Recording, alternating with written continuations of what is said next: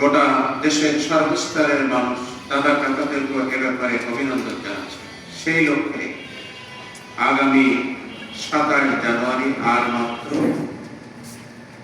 2 দিনও বলা যায় না, মাঝখানে একটি দিন আছে আমাদের সাতক্ষীরায় আমাদের কবির হাই স্কুল মাঠে ঐতিহাসিক জনসভার আয়োজন আমরা করেছি।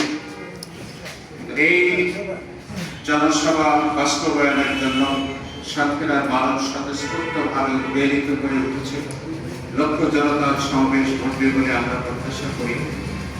এই সমাবেশ সফল করার জন্য আপনারা কলম সৈনিক হিসাবে, জাতির বিবেক হিসাবে, রাহাবার হিসাবে যে অবদান রেখে চলেছেন তার অংশ হিসাবে আমাদের এই সম্মেলনকে গণমানুষের কাছে জানিয়ে দেওয়ার জন্য বা অন্যান্য ক্ষেত্রে আপনাদের সর্বোচ্চ সর্বত্র